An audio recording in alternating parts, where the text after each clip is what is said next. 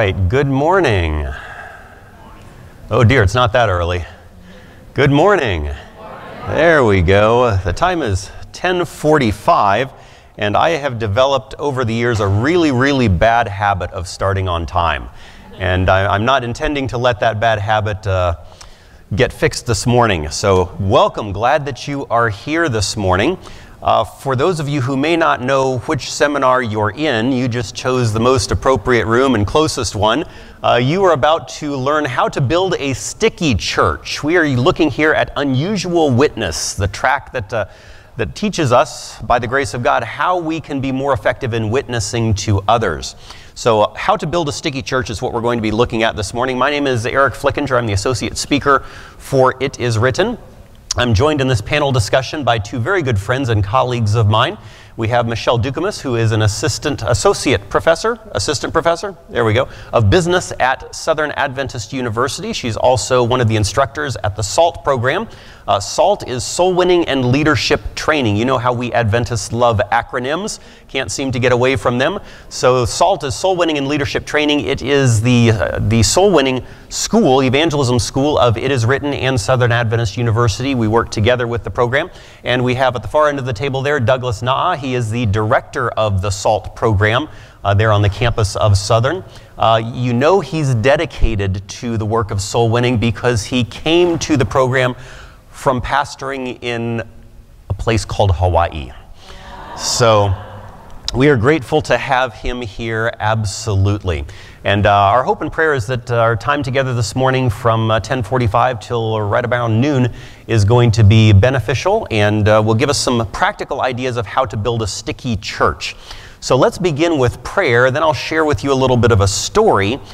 Those of you who have maybe heard me speak before know that I love stories, and the kind of stories I love most are ones that we call true stories. How many of you love true stories? So I'll be sharing a true story with you to get started. Then we'll have a little bit of discussion among ourselves and then have a bit of a panel discussion. So we'll kind of work through this hour in 15 minutes, and by the grace of God, it will be a blessing to you. Let's pray. Father, this morning, we're grateful to be able to be here together to talk about the work that you have called each one of your children to, and that is witnessing and soul winning. I can't imagine that there's much that brings greater joy to your heart than seeing someone who makes a decision to choose to be with you throughout eternity. So bless us as we seek to find ways this morning that we can help our churches to not just gain members, but to retain them and to teach them how they can be active participants in the work of soul winning as well. Bless us as we endeavor to do that. Guide and direct our conversation today. In Jesus' name we pray. Amen. So I want to share a story with you about Keith and Jenny. I met Keith and Jenny several years ago when I was doing an evangelistic campaign in Kentucky. And as I visited with them, they were members of the church, had been for a little while anyway. And I talked with them, and I always like to hear stories from church members about how they came to the church. How did they come to the truth? What touched their hearts and made them make that decision to join the Seventh-day Adventist Church? And so I was having dinner with them one evening. They're a young-ish couple. I guess they're getting younger and youngerish by the year as I get olderish and olderish. But they were probably early 30s and had a couple of young kids. Talked with them. I said, how'd you hear this message?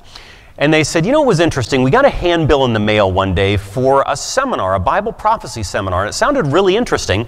So we decided to go to it. We couldn't go the first few nights, but we went several nights after it had started. And the night that we went, they were identifying the Antichrist beast of Revelation 13. We thought, that sounds really interesting. And so they came.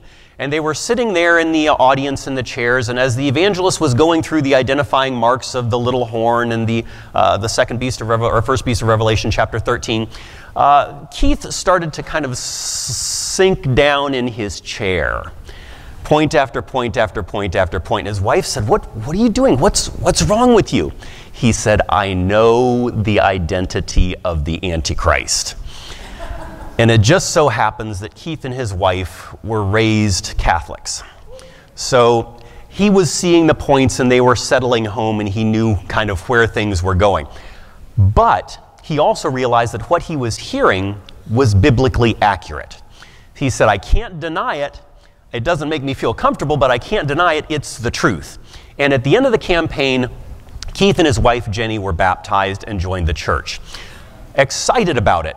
But not long after that, some members of the church kind of pulled them aside and said, you know, that seminar that you went to was really, really good. And they shared a lot of things with you. But there are a few things that they didn't cover during the seminar that it would be good for you to know about. And they started to tell Keith and Jenny about the time of trouble that was coming and how there was going to be great persecution against the Adventists.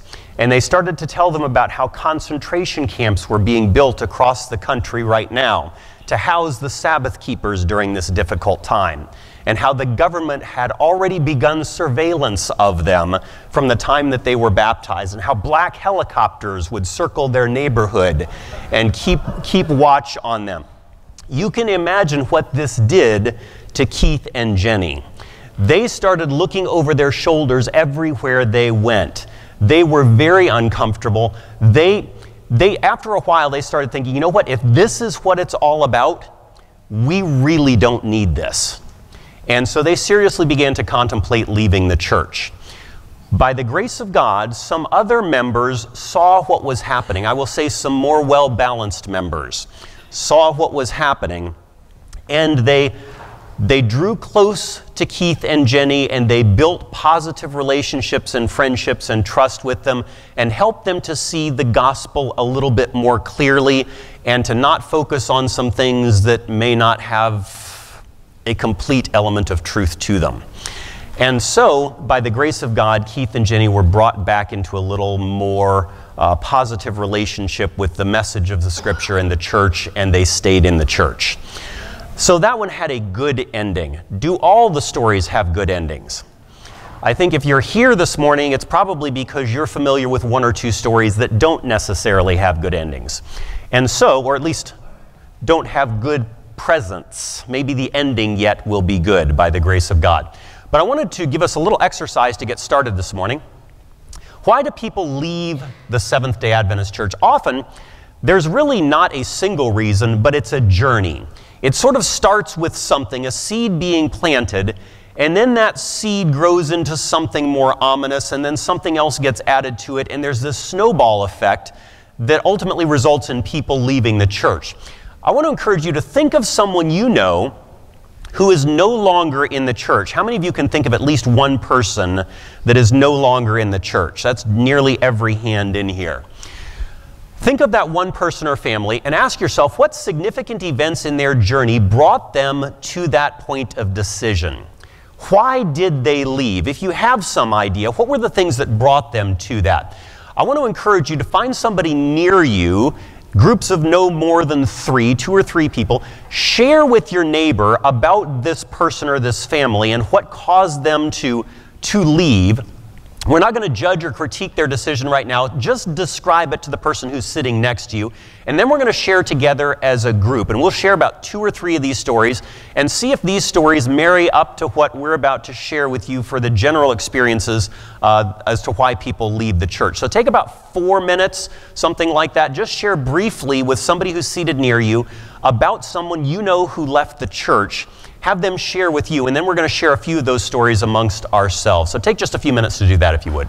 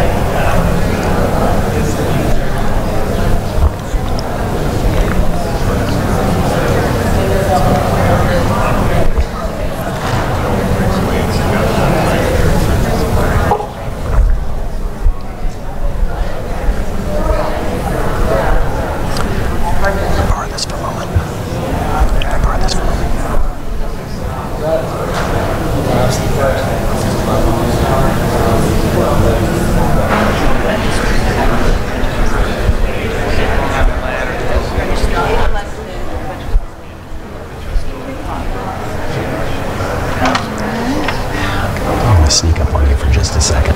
If you could help us out with that early too. We'll do a couple of questions here and then we'll come back and do it again later. Thank you. They're doing an activity right now. Oh yeah, you can come on. All right, we'll take about 1 more minute. 1 more minute.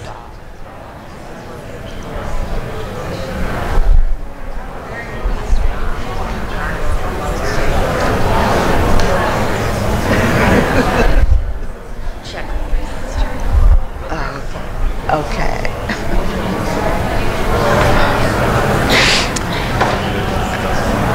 All right. I'm going to ask for just a couple of volunteers who over the course of about 3 to 4 sentences can just share very concisely about the experience with the person that you're talking about. Rosalind has a mic back there. If you're willing to share just very briefly about that person or family that that's on your mind and what brought them to the decision to leave the church, just raise your hand in the air. Again, we're looking for just 3-4 sentences, very brief. This will kind of give us an idea of what everybody is experiencing. There we go. There's a hand up. They left the church because the church had Sunday preachers come in and preach to them. All right, so you had Sunday preachers coming and preaching in a Sabbath church. It's going to change some things. Yep, go right ahead. I had a granduncle who accepted Christ but left the church because the church elder read a statement from Ellen White, partially read that statement, that Christians ought not to vote, and did not really explain what it meant, and really threw him into a fit. He went out and drank himself to death. All right, so that's a Being statement. judgmental is not a good thing. Yeah, judgmentalism and statements taken out of context. Very good. Another hand back there. So I was meeting with this gentleman back here in the corner, and we both agreed that for social reasons, church not being social enough, if you go to a church and you don't have family or close friends to visit with after church, you have individuals that come and go to church and they're not connected through the week outside of that church, and so people drift because of the social aspect. Social and aspects. We got maybe 1 or 2 more hands. I think we've got a moment. One in the back here. Anybody else? We got time for 1 more, I think. Go right ahead. For me, once I visited a Seventh-day Adventist church, and it wasn't pleasant. You know, it was a little racism in it. All right. Yep. 1 or 2 more. There's another hand right up here. Just raise your hand up 1 more time so that Rosalind can find you. She's moving quickly. Look at her go. Thank you, Rosalind. All right, there we go. Oh, another one. We got a couple hands. Right there. We got 2 hands. That's all right. We got time. Go right ahead. Who was it? Oh. There we go. We've had people leave our church from being overworked. Being overworked. You know, yep. Burnout. Yep. When you've got just a few people who are doing everything, makes it a challenge. And then right back here, I think just behind you, Rosalind. Go right ahead. And who else? Right behind you. I have my coworker. She's been Adventist because she left the Adventist church because she said too fanatic. Okay, too fanatic. Yes. Very good. All right. Thank you very much. We can go ahead and bring the mic back up here to Michelle. Is that everybody? All right. Thank you very much. So let's talk a little bit about what's happening. Statistically, for every 100 new members who join the Adventist church, 49 of them eventually leave the church. That's what the statistics have been telling us of late. We're doing a fairly good job of gaining members. In fact, there aren't too many Protestant faiths out there that are gaining people faster than we are. If there are any, we may be at the top of the heap. But we're also losing them pretty quickly. So out of existing members, about 1 in 3 are going to leave. This loss is even more significant among young adults. I think many of us realize that, where up to 70% are leaving the church. So the question is, have we left the back door, and some might suggest also the side door, swinging wide open? So why are people leaving? Only about 5% say that it's because of doctrine. The vast majority say it doesn't have anything to do with the doctrine that the church is teaching. Biblically, it's accurate. That's what 95% are saying. The largest portion, though, 28%, said that they left because they just sort of drifted away. 25% cited a lack of compassion. I think that was shared over here. So a quarter of them. 19% cited a moral failure. They wanted to live right. They slipped up, they fell, they felt bad about it, and they didn't feel that they could come back to church. 18% said they did not fit in. We had several people mention that. We just don't fit into this congregation. 14% felt that there was too much of a focus on minor issues. So what do you notice about each of these? People drifted away, a lack of compassion, a moral failure, not fitting in, focusing on minor issues. What do you notice about those things, those reasons why people left? Not making friends, not connecting with people. Right? Yeah, go right ahead. Judgmentalism. So one of the nice things about all of these reasons, they can be fixed. These are fixable. You know, doctrine is doctrine. It is what the Bible teaches. This is fixable. So one of the most significant facts we found in reasons for people leaving is a stressful life event. Somebody moved out of state. They had been in a church where they fit in regularly. They had a regular church life. And then they moved out of state and had to find a new congregation that just didn't quite fit like the old one. Marriage. A lot of times when people get married, that's a big life event. And you're looking for either a new church, or when your spouse comes to join your church, it changes the dynamic. Divorce, a death in the family, all big stressful life events. And what did the church do? Many people said when these things happened, the church did, guess what? Nothing. When I got divorced, nobody said anything, at least nothing positive. Right? When we left town, few people even recognized the fact that we had left. No one noticed, no effort to reach out. But there's good news in this. Very few of the former members, though, are hostile toward the church. Most of them don't hate the church. They just say, you know what? The church just didn't care about me. And because they didn't care, I figured I'd just move on. But they're not hostile. And about 58% of them said that under certain circumstances, they would be open to reconnecting with Adventism. That's a pretty good stat. I mean, if we're going to look for the silver lining on the dark cloud, 60% more or less said, you know what, if the opportunity came, I'd be open to coming and reconnecting with the church. That's all right. Now, our hope and prayer, though, is that we never get to this point. We don't want the people to leave so that we have to bring them back. So what can we do to make church a little stickier so that a church becomes a member magnet? They want to stay by. So we're going to spend a little bit of time talking about how we keep people, and we'll break this down into 3 different areas. Embracing new members to begin with, empowering them, and then employing them in active labor for the Lord. And when I use the word employ here, the verb employ, I'm speaking less of fiduciary compensation and more in the frame of mind of active use. How do we use them actively? And so we're going to spend a little bit of time talking about this between ourselves, and we'll invite you to participate as well. And breaking it down into, like I said, 3 different areas. First of all, in embracing our new members who come into the church. And again, I'm joined by Michelle and Douglas. They both have no small amount of experience in dealing with churches from Bible work perspective, from pastoral perspective, from evangelist perspective, from beginning to end. We've got a fair bit of experience up here and a story or two, I reckon, along the way that we're going to hear. So let me just kind of open up by asking this question. What have churches done, what have you found that churches have done to be more friendly, just to be a welcoming place that new people can come into and can feel like they're being embraced by the new church? Any thoughts there? Well, that's a lot. There's a lot that can go under that, but I have found that some of it starts at the very beginning. They say you never get a second chance to make a first impression, right? You've heard that. So what happens when people come in the door even? That's one place that I've started or seen help with churches that I've been a part of, is really making an effort for the greeters to be more than bulletin dispensaries. Right. And I've been to churches where you walk in the door, you get a nice happy Sabbath and a bulletin, and that's it. No one is like, this is where you go. Can I help you? No one remembers the name. And so we started making an effort to really try to remember people's names. And then even some code things to know where the visitors were. So this was really kind of subversive. One thing we tried is we got a little gift, like a little flower or something for people who were new to the church or visitors, and they liked it, but that was a code for the rest of the members to know, hey, there's someone new, go talk to them.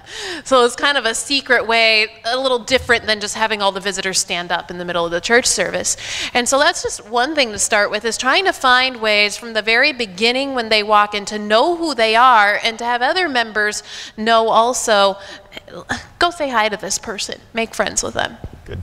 Douglas. Yeah, one of the things that I have, when I was pastoring, that I have tried to focus on is getting church members to embrace each other.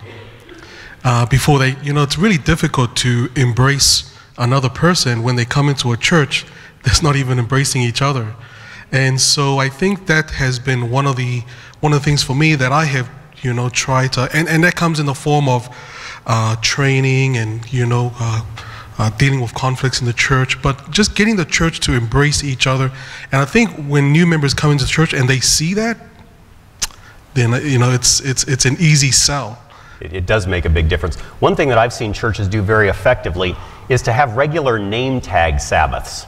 Now, what's the benefit of a name tag Sabbath? If you've ever been a part of a decent-sized church, it's not uncommon for members to not know the names of other members. There's sort of a code word or a code phrase that you'll hear expressed in Adventist churches on a regular basis.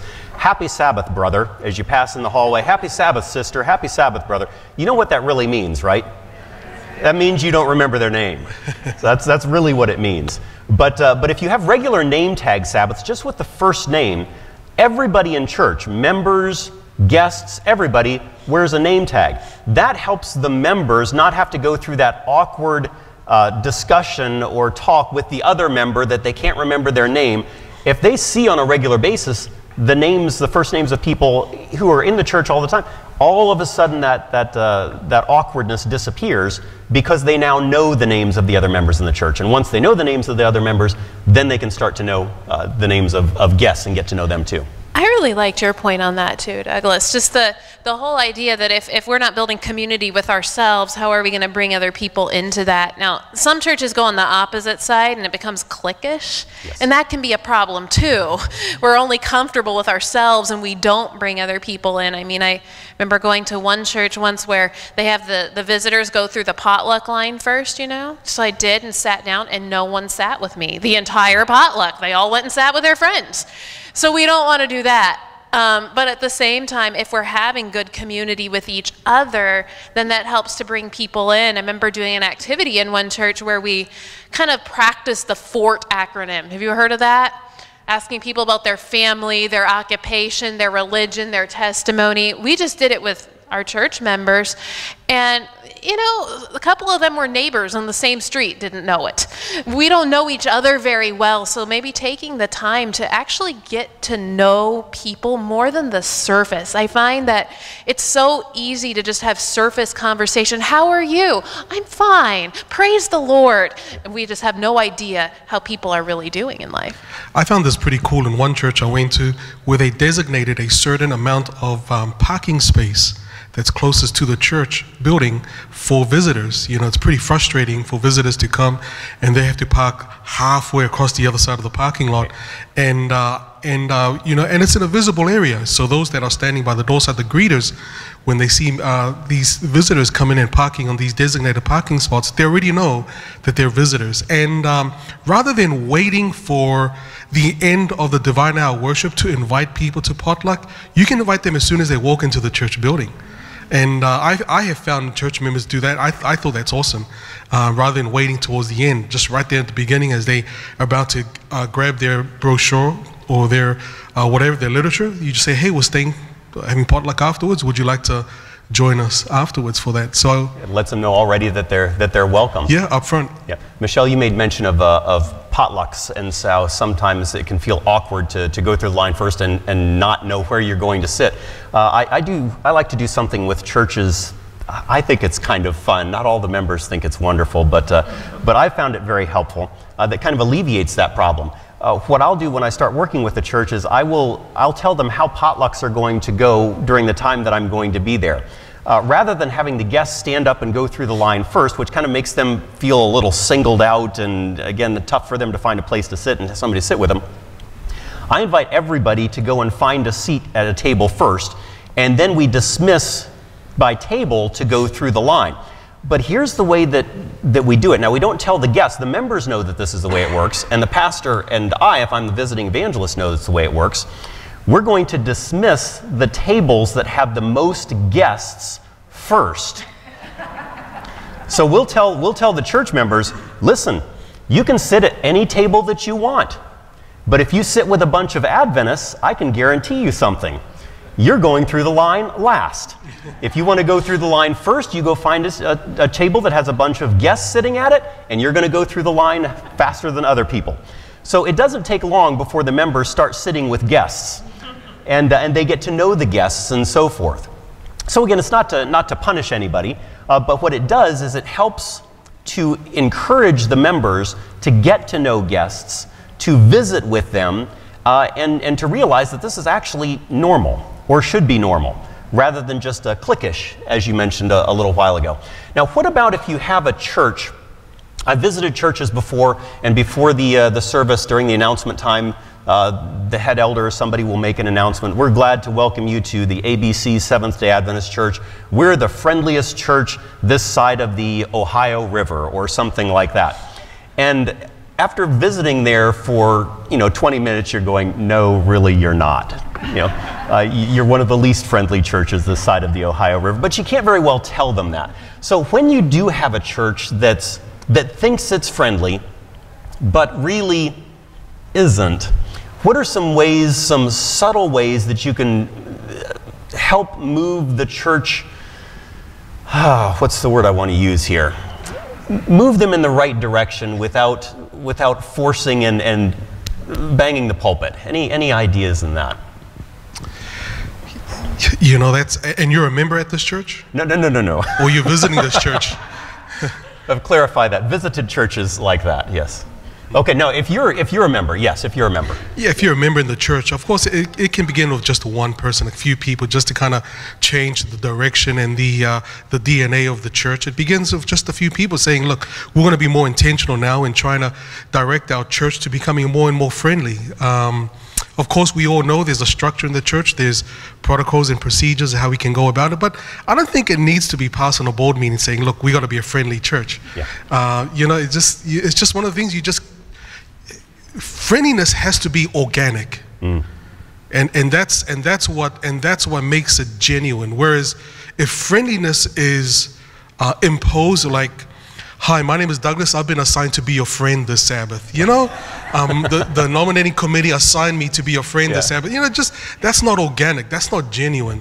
And so I think friendliness needs to be organic. And it's one of those things that, it just comes, I don't know, it has to come across naturally. And I'm still trying to figure out a way on how to train members to be natural friends. So if we're noticing that the church isn't friendly, change really starts with us. Exactly. Just us being more friendly and welcoming to people. Michelle. So this is probably really easy for Douglas, but I'm going to make a confession, and Eric too, because you guys are like evangelist people. But when I was first a Bible worker, I'm going to admit, I knew that it was actually my job to go and make friends with people. Like, I'm supposed to figure out who the guests are and meet them and whatnot, and I'm naturally an introvert. You might not know, but it's true. And so I would sit there when the closing hymn would play during church, and I would think, oh no, I need to go meet people. I'm gonna be friendly now. Well, I will tell you what, the Lord helps with that. Some of us is more natural than others, but it actually becomes natural as we do it. And so I would encourage that, even if it's not, some people you're like, that's my personality. I'm gonna meet everyone, I'm friendly. Some of us aren't, and it takes a little more work, but it's worth it. a lot of times I've realized that the reasons that are not friendly, maybe we want to be, but we don't know how, especially you're talking to like non-Adventists and people we don't relate to. What do we do with that? And the Lord will help us, but it takes me putting myself aside. A lot of times the reasons that we don't is, I'm selfish. Yeah. I'd rather go sit with my friends and talk to other people. And I have to consciously say, Lord, remove my selfishness so that I care about other people and what the church is about rather than just what I feel like doing right now. So we ought to be stepping out there and doing things ourselves.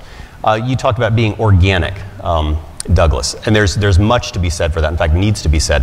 What about something like a program like a Spiritual Friends program, where there are individuals who are, you mentioned like being a Bible worker, but who are tasked with, your responsibility is to make sure that this new member who comes in gets connected with people? How would something like a Spiritual Friends or Spiritual Guardians or Spiritual Parents program work? Just kind of concisely, what would that kind of look like? I think that's really the missing link. You mentioned about Jane and Jerry, who was it? Earlier on. I think that if right from the get-go, if Jane and Jerry were assigned a spiritual friend, maybe they wouldn't have met those folks that are well meaningful in their intentions. Yeah. But I think spiritual friends, another word for spiritual friends will be someone who's a discipler, a mentor, someone that they could be accountable to. But I think that's definitely what's lacking in our church today is finding good, solid spiritual friends and coming up with a criteria on who qualifies to be a mentor or a spiritual friend. All right, so a structured program, if you will, that kind of connects good, solid members with the new members to make sure that they're guided through this transition time. Exactly. Yeah, and it might seem like a little bit like we're speaking, contradicting ourselves here, because on one side it's saying it's got to be organic, on another side we're saying we're going to make a program. But here's the deal. The sad truth is everyone thinks someone else is going to do it. And so there are people that fall through the cracks. Because I think Eric is keeping up with Joe, and Eric's not, because Eric thought Douglas was. And yeah, a Spiritual Friends program does not replace organic friendliness, but it's simply a net to make sure that everyone has someone looking out for them. That people don't fall through the cracks, because there's at least one person who will be sure to notice if I'm not at church, or if something's going on in my life, or remember what my birthday was. And so creating that and having a structure is not necessarily bad. It creates kind of a safety net so we don't lose people that way. Different people have different gifts. Different members have different gifts, and some of them have the gift of being outgoing and friendly, and others are more structured. So there's a place for both. It's interesting that when a new member joins a church, it has often been said that they go through 3 stages. The first stage is the honeymoon stage, and the time frame of the honeymoon stage could vary. This is where the new member thinks that the church is just perfect. Nobody can sin in the church. I mean, everybody are saints, and they love the church for what it is. They're all floating 6 inches off the ground. And they're all floating 6 inches off the ground. And so new members often go through a honeymoon stage. The second phase that new members go through after the honeymoon stage is the discouraged and disillusioned stage. This is after a while they start seeing some inconsistencies in the church. They start noticing politics in the church. They start hearing gossip in the church. And this is when the new member is at its most vulnerable. This is where they're just bombarded. This is not the church they thought it was. And not only that, but of course the culture shock too. The difference in diet, the difference in dress, even in the difference in worship. And a lot of it is just coming at them all at one time. And by the grace of God, if they stick it out, if they hang in there, then they go up to the next stage where they feel at home. And I think that at all 3 of these stages, there needs to be a spiritual friend to guide them, to kind of lead them and say, look, when you become discouraged, when you become disillusioned, it's not a matter of if, it's a matter of when.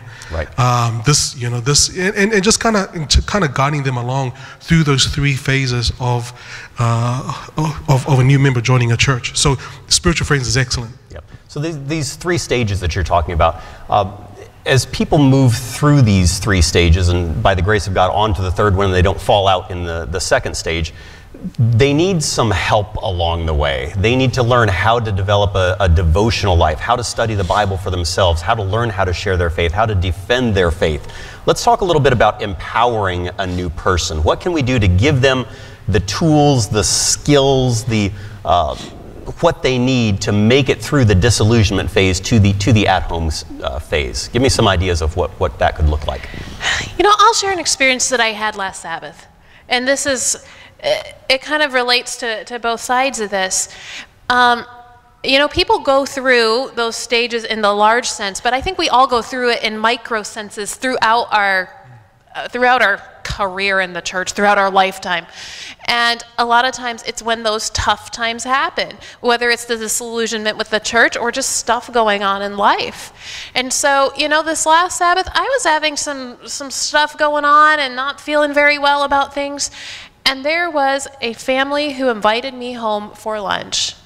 It was a really simple thing, but I just needed it. I know that the Lord had them do that. And these are awesome people, people of prayer, who just said, hey, let me invite a few of you home.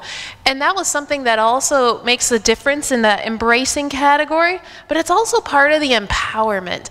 Having the personal relations with people who are strong when you're not, people that can encourage each other, just fellowshipping is part of what helps me to grow. That's what I've seen. What you've got there is people who are modeling genuine Christian behavior. Because as you've got a new person who's coming into the church, many times they okay, I'm supposed to keep the Sabbath holy. So I go to church, and then after church, Sabbath you're supposed to, it's a day of rest. So I go home and I sleep the rest of the day, you know, and they're not quite sure what the Sabbath looks like. So if you've got somebody who invites you home to their lunch to their house for lunch after Sabbath, that gives them an opportunity to kind of model what keeping the Sabbath is kind of like. And as you've got people who are interacting with you, they're modeling other things, like say devotional life or Bible study or something like that, or what you would do on a Sabbath afternoon as opposed to the traditional lay activities, so to speak. So what are some other things that a friend might be able to do to guide you in your walk, to empower you? I think the best is, and I've mentioned this in class also, is that a spiritual friend or discipleship. I love the definition where one person says that discipleship is simply truth being taught in the context of a relationship. And a lot of times we can share truth outside the context of a relationship. And I think really the best way is to model it yourself. I mean, here's a person here that just got baptized last week. Invite them over, or we set up a time every Tuesday mornings at 7 in the morning and say, hey, look, we're going to have personal devotions together. And I think by them seeing it, by beholding it themselves, they can get a grasp on how devotions are done, rather than being taught in a didactic way where a teacher stands up in the front and just lectures on it. They can actually see it being, you know, there's something tangible, there's something concrete that they could fix themselves on.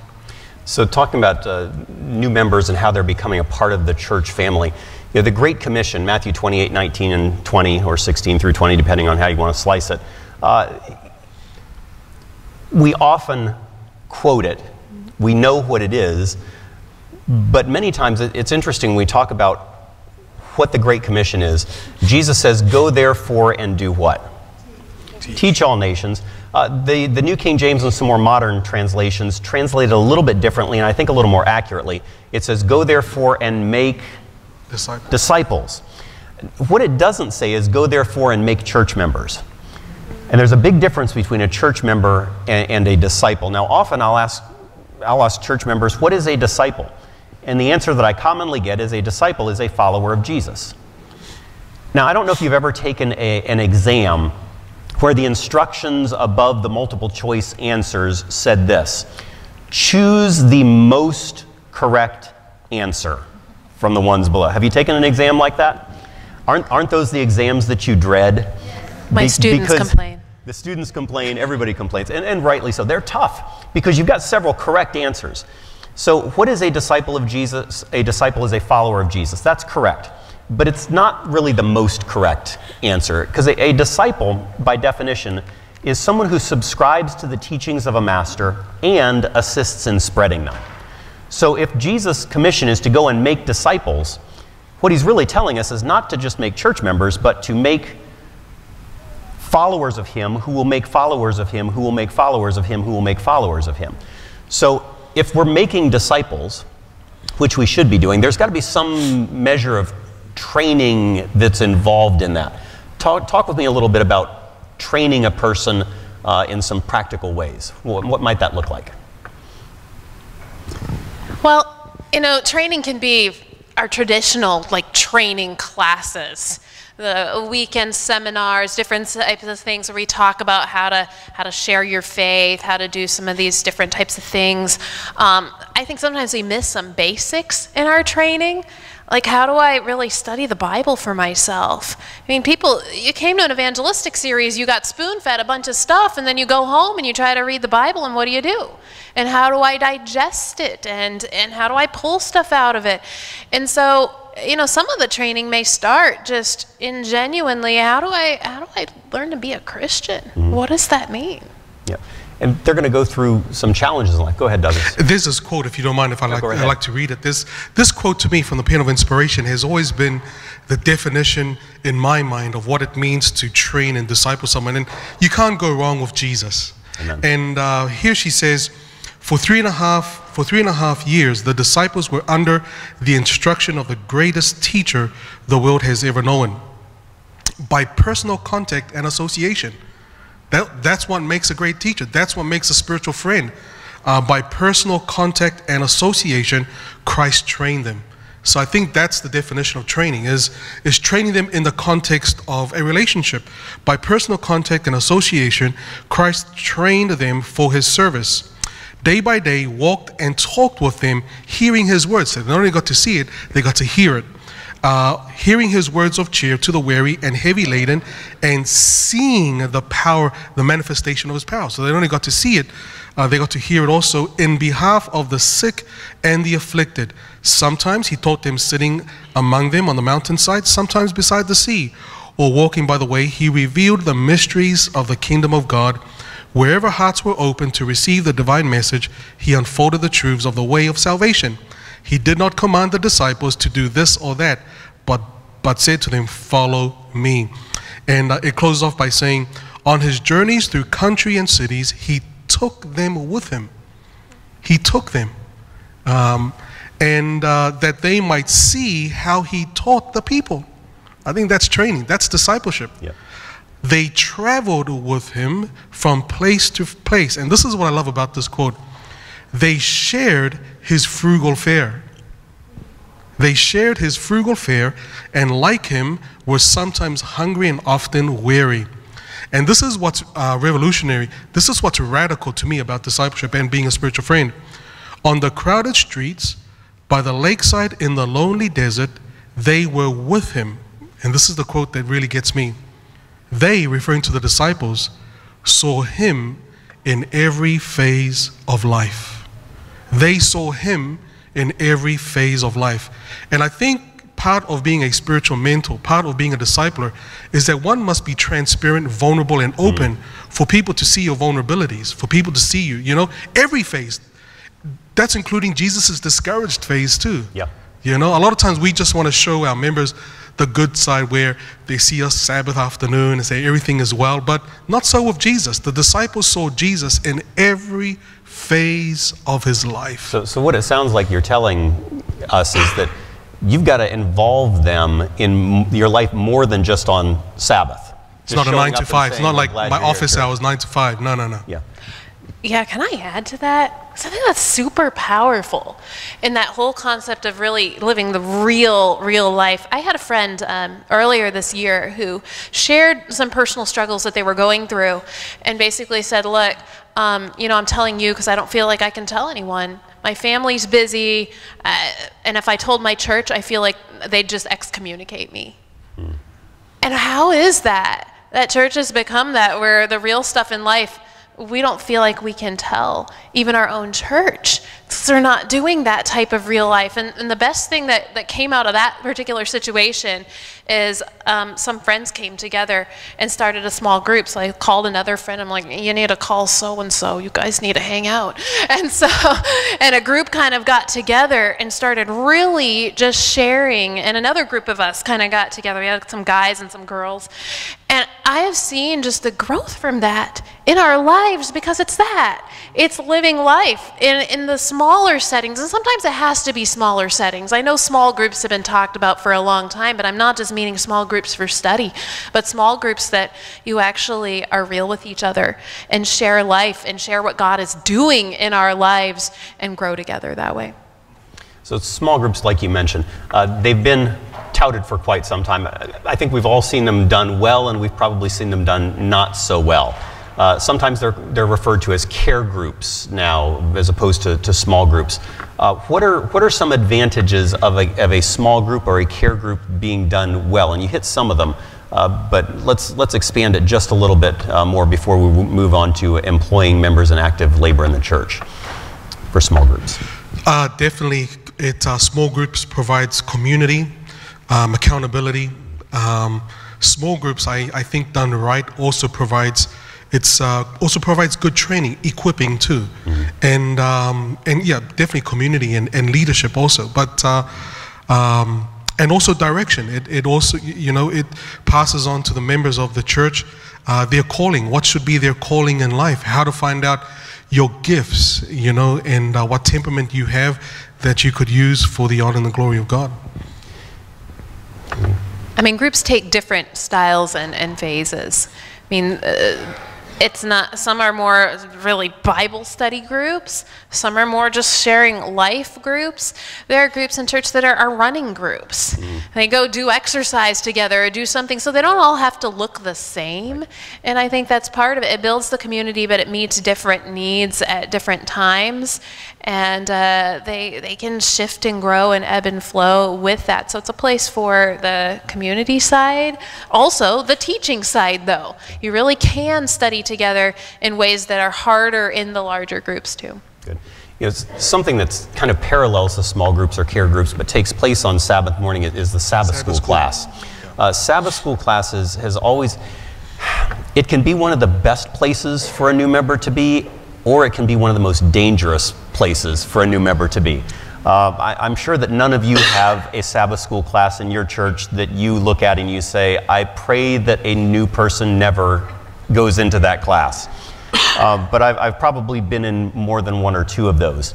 So what might a safe Sabbath school class look like? How could that be organized that we would feel comfortable? In fact, we would want to get new members into. What might that look like? I mean, some churches do specifically a new believers class, you know? If you do one of those, make sure it's run by solid people that are going to be safe for new believers. But I like those classes because maybe they cover the adult Sabbath school quarterly, but maybe not. Maybe it's going through some of the more basic beliefs of Christianity, of Adventism. You know, in ours, like before there's communion, that Sabbath school class will actually talk about what is this and what is this weird foot washing thing, and some of the stuff that people go through that can be awkward in church you can do in those Sabbath school classes. And so it forms a community of the new believers with some solid members. I have a bias though, Eric. I really believe that all of our Sabbath schools should be okay for new believers. Oh, I agree. I know that's hard, but everything we do in our Sabbath schools, and I know it's not going to be perfect, but that's something we can do personally, is whenever we're speaking in a Sabbath school class, in a church service, if you're preaching, assume that you're speaking to some people who don't know, to non-Adventists or even non-Christians. We use a lot of our own lingo and we don't even realize it. Yeah, we do. I've seen this in some churches where the Sabbath school class, this particular Sabbath school class takes it to a whole new level.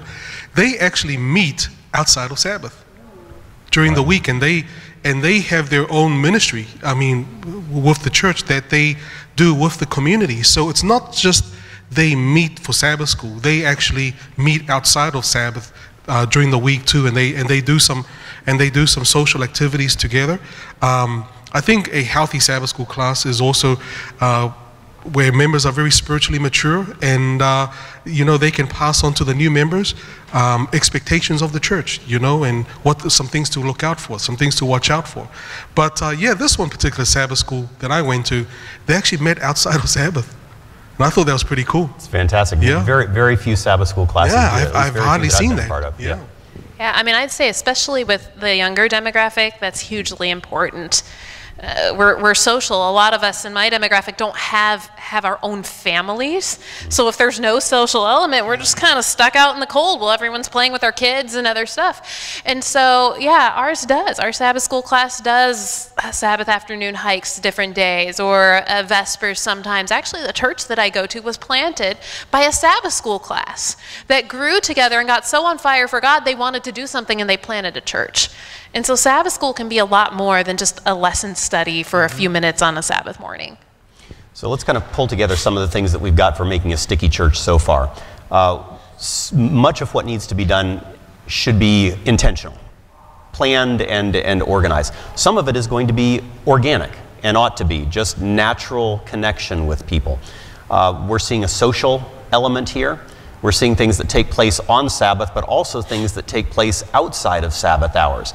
The quote that you shared, Douglas, about Jesus and how his disciples were with him all the time gives us an idea that we really need to be building connections with people throughout our weeks, rather than just popping in and touching base with them every now and again.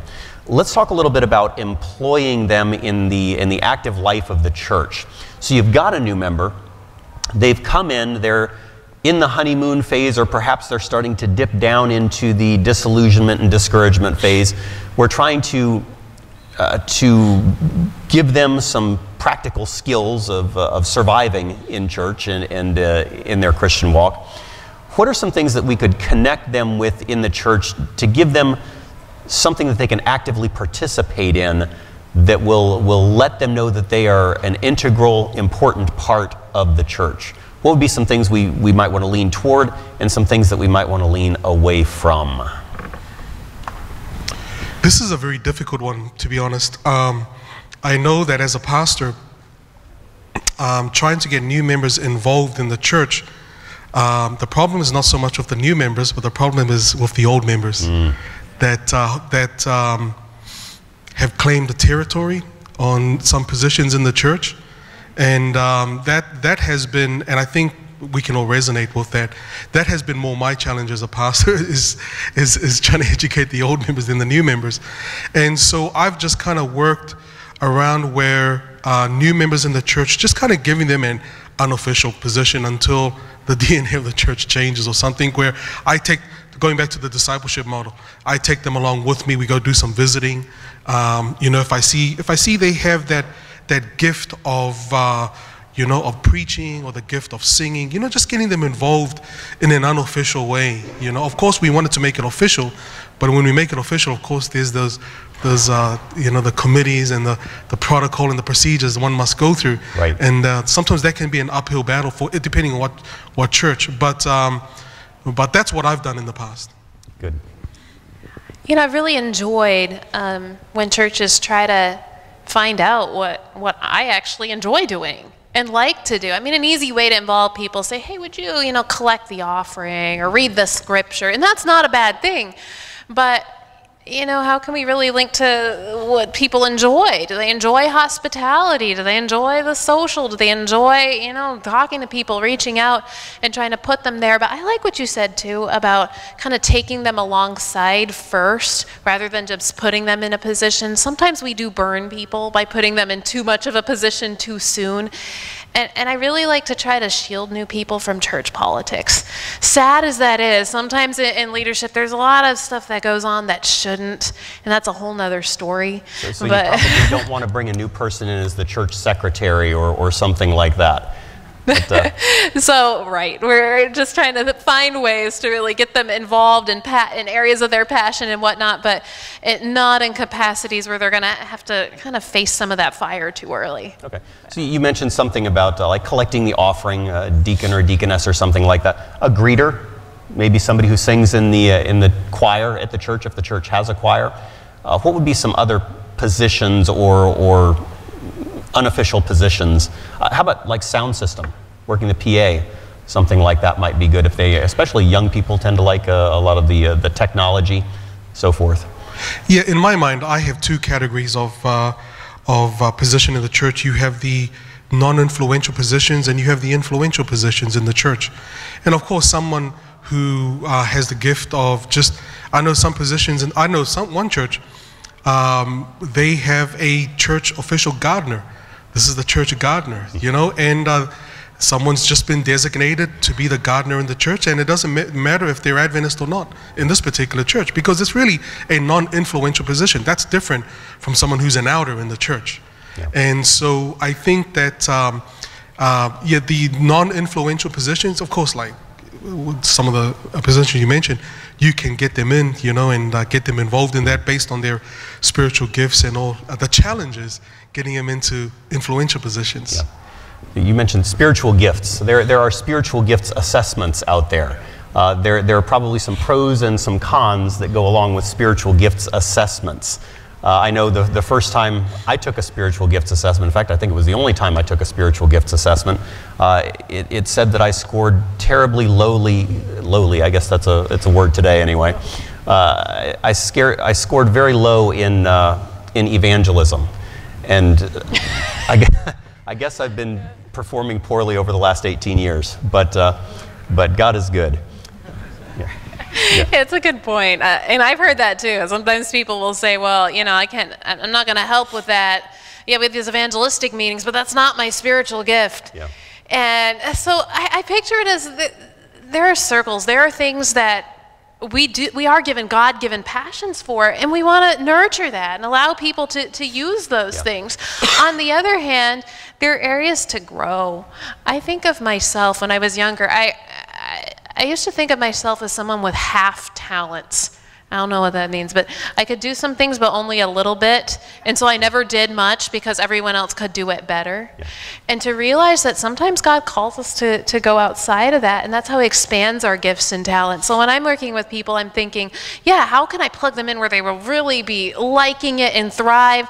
But also, how can we push ourselves just a little bit out of that zone so that we grow? It's part of how God changes our characters, I think, is doing things we didn't even maybe think we could. Yeah. Coming out of the box a little bit. Yeah, I think, you know, spiritual gifts, I think my mentality is just trial and error.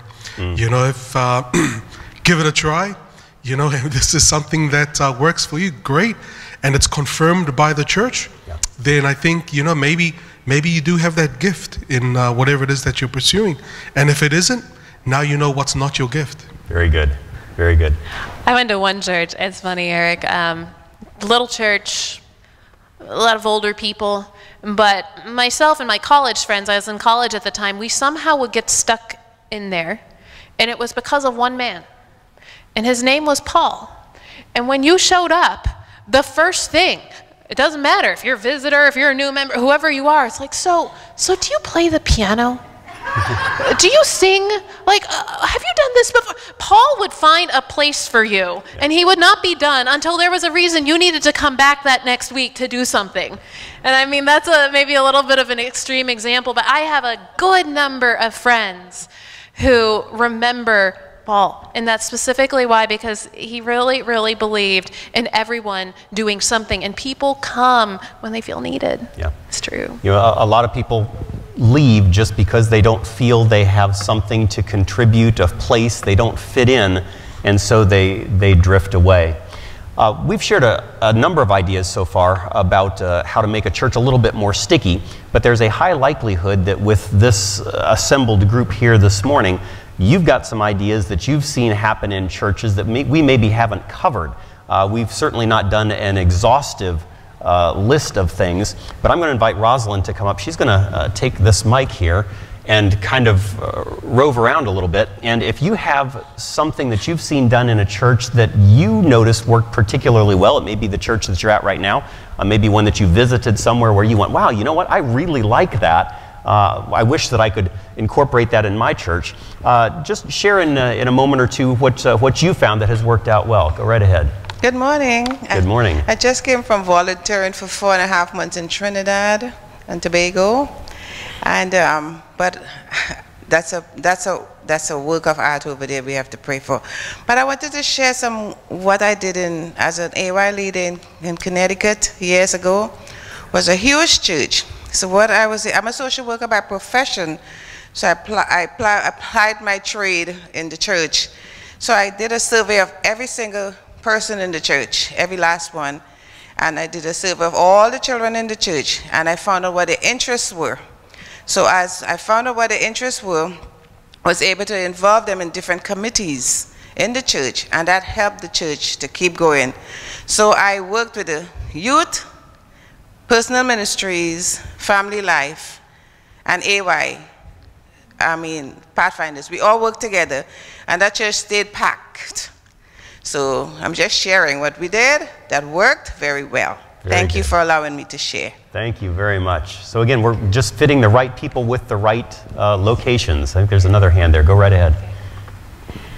What our greeters try to do at church is when new people come in, you find out why they're there. Are they passing through? Are they coming to stay? You know, are they looking for a church? And we find out that occupation, what they're interested in, and then we say, oh, we've got a guy that does computers here too that's really, let me introduce you to him, and we make that introduction right then.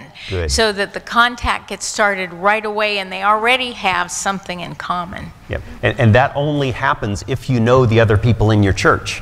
If you don't know the people in your church, you can't make those connections, and so building those relationships within the church is really important. That kind of gives us an opportunity to talk just a little bit about social activities in the church.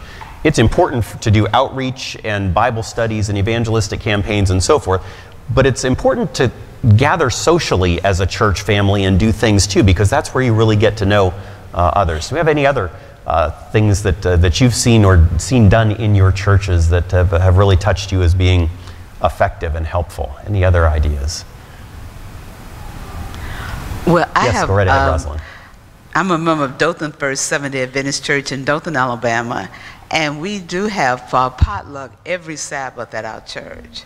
And the church board decided to do this because when new members, when visitors come, we just invite all of them to come each Sabbath.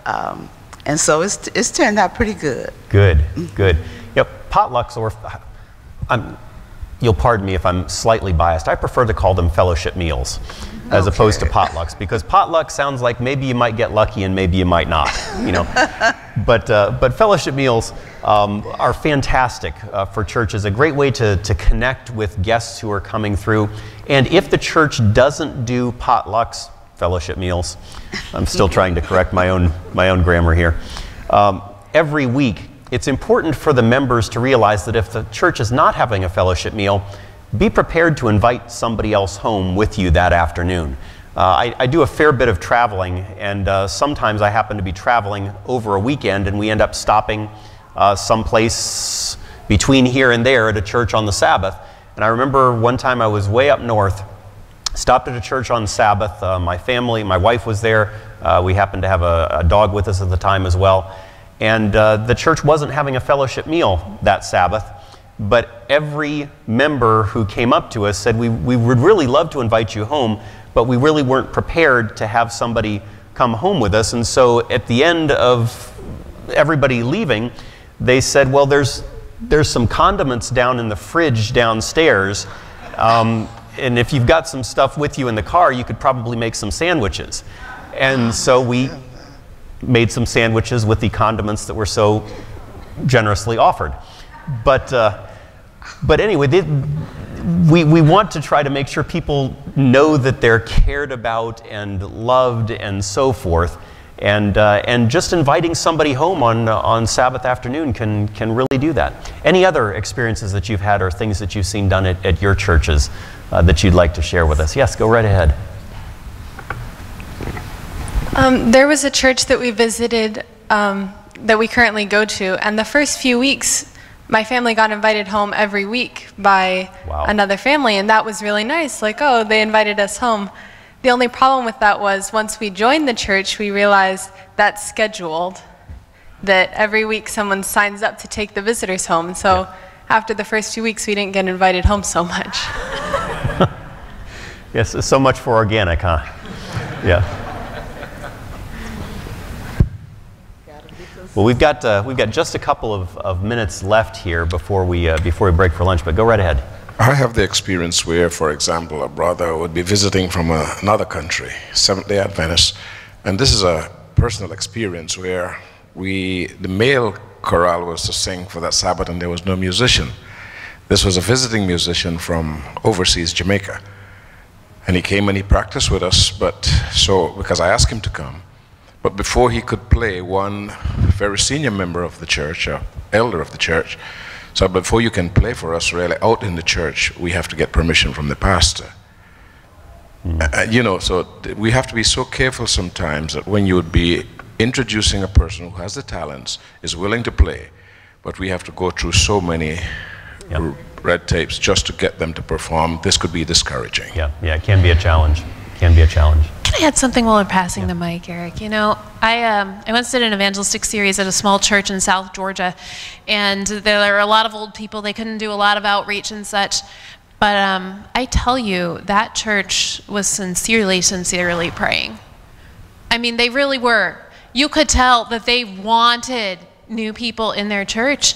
And I really believe that's why we had a good number, I mean, 20, 30 guests coming out at a very small, more guests than members pretty much at this small church.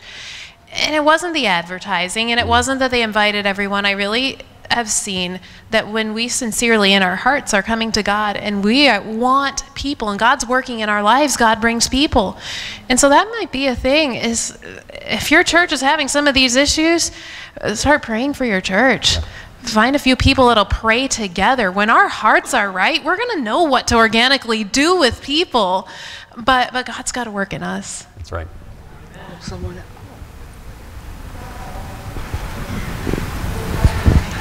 Good morning. My wife and I live in Dallas, Texas. We live and work near White Rock Lake. Some of you have been to Dallas, Texas, and we're involved with a church plant. We have our company status, but we have the potluck.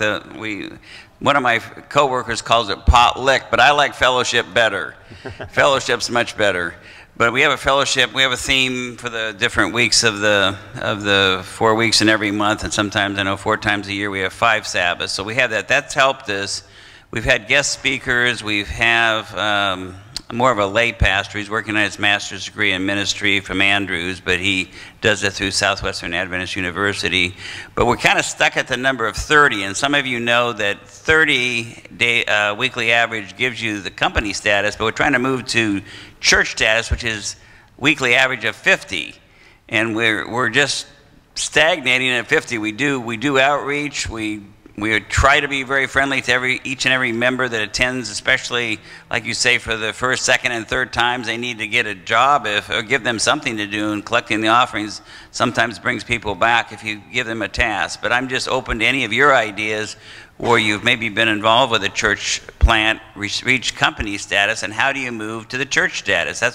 That's my challenge to myself, but if any of you have ideas, I'm willing to hear them.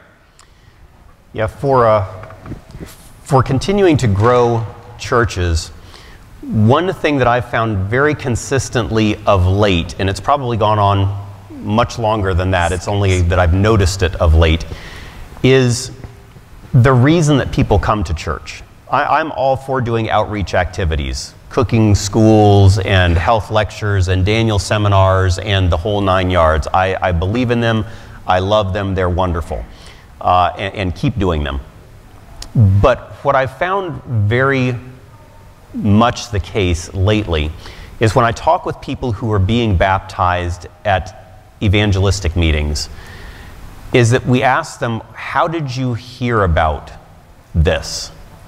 And over again, my friend invited me. My friend invited me. My friend invited me. So before anything else, we need to just be making friends with people.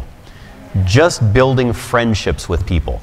Because when your friend invites you to something, as opposed to a stranger inviting you to something, it's an entirely different experience. But when your friend says, would you like to join me? Would you like to be my guest at whatever the event is. Now it's a personal invitation from a friend. So if we can just build friendships with people outside the church, that's going to go a long way toward helping them to make decisions to become a part of the church family. One risk that we run is the longer we are Adventists, the fewer non-Adventist friends we have. When we first joined the church, now I realize some here may have been raised in the church. Myself, I wasn't. I didn't even know that the Adventist church existed until after I got into college. I'd never met an Adventist, never saw a church, didn't even know, which just tells me we've still got a little bit of work to do. But when we first come into the church, we've got a lot of non-Adventist friends. And the longer we're in it, the more we surround ourselves with Adventists. That's not necessarily bad, it's just something to recognize that the best time to reach others may be when we first came in, because we've still got a lot of friends who are non-Adventists. And if we've been in the church for a long time, maybe we need to intentionally find some friends who aren't Adventists so that we can reach out to them. Was there another hand back there? Yes, go right ahead. Just a couple of comments. I don't know if any of you have been to Copper Mountain, Colorado, but Barbara Taylor started a church there, and we have a wonderful community chapel that we use on Sabbath.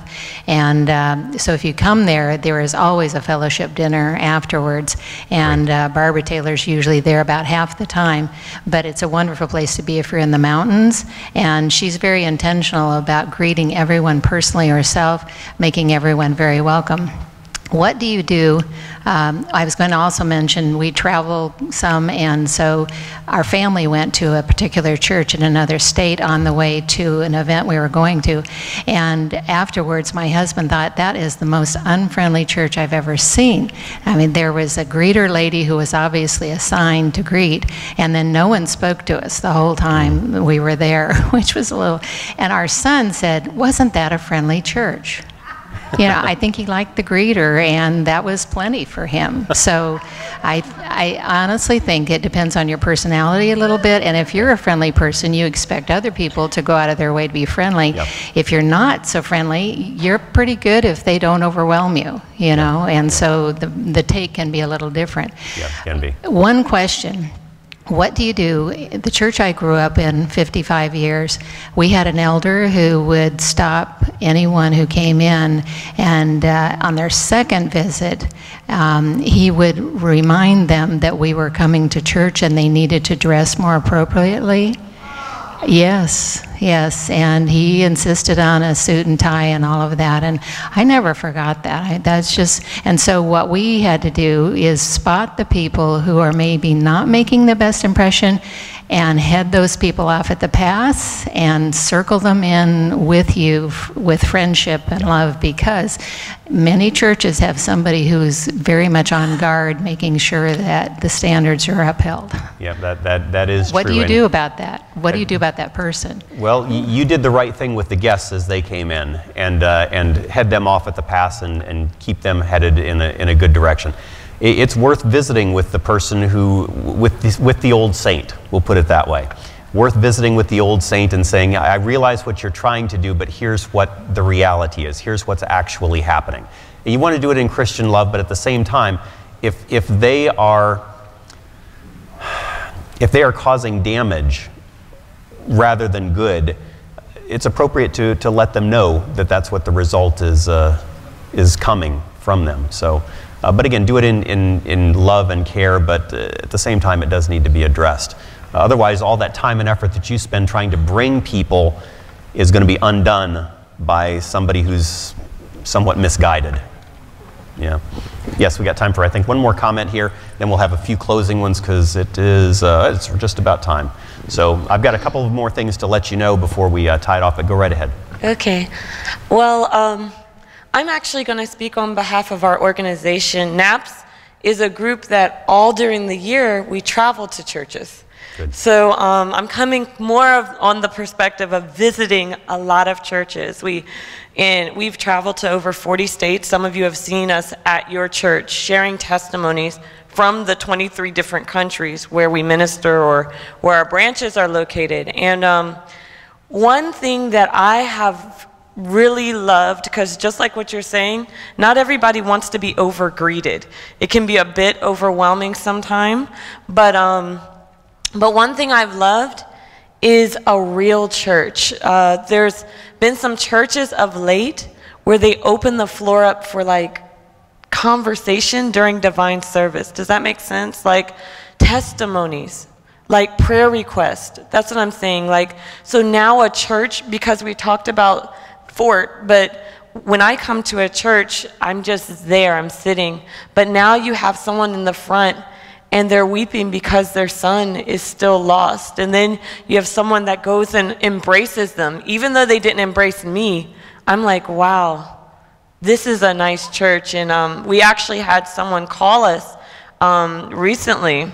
It was at a church that we went to in Orlando. It's Umatilla or something like that. And we had visited there to do their AY service and present what God has been doing. And they called the NAPS office, and as we're talking, they were making a donation. But as we were talking, I find out that they're not Adventists. And I was like, so what were you doing at that church? They said, the Umatilla church was, I don't know why they go to church on Saturday and all that, but it's the friendliest church I've ever gone to. And that was our experience as well. So she's like, I'm Pentecostal. So, you know, but they are so friendly. So it's just showing that real love and family, I think, where you can share freely. Amen. That genuineness can't be faked.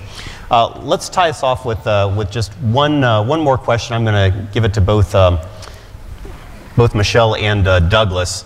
And just in 30 seconds or so, what can I do when I get back to my church? So we've got a bunch of ideas here. Let's narrow it down just to one or two. What can I do when I get back to my church? One or two ideas real quick. Yeah, so maybe the biggest thing is go back and pray, Lord, you know, how can I better form relationships with people? Ask the Lord who the Lord would like you to invest in your church. That's something I'd recommend. Say, Lord, who would you want me to specifically disciple? Jesus chose a few. And he really worked with those. So on top of the other things, maybe pray for that and realize, speaking to the brother who is doing the church plant and trying to grow it, these things do take time. Yeah. We're realizing a lot of the people we're having baptisms with have been 2 years or more in the making. So don't give up on it just because they're not joining right now. It may take that cycle of years, and that investment in people took Jesus a little while too, but it's worth that time. Good. Douglas? Talk and pray with your leaders about whatever issues that's causing people to leave the church. And in a prayerful attitude, come up with some creative ways to close that back door. Very good. So as we're leaving, just wanted to leave you with a couple of ideas here, some takeaways that you can do when you leave. If you are interested in learning more, I think your church might benefit more from some member retention weekend seminars. You can contact It Is Written. We do these on a regular basis, so just let us know and we'll see if we can find a time to come visit with your church or district. You can also visit saltevangelism.com to learn more about how to share your faith effectively, retain members, and so forth. That's available online. And you can visit booth 100 in the exhibit hall. That's where It Is Written is located, and talk with some of us over there. As you're exiting, you'll find on the table back there is a brochure that talks a little bit more about the SALT program.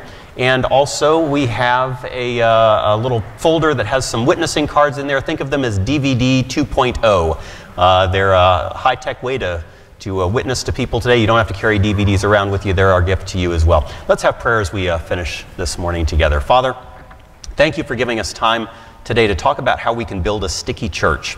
We ask that you will bless each one of us as we desire to not just win souls to you, but keep souls for your kingdom, so that when Jesus returns, he'll have a large harvest to take home with him. Thank you for spending time with us this morning. In Jesus' name we pray. Amen.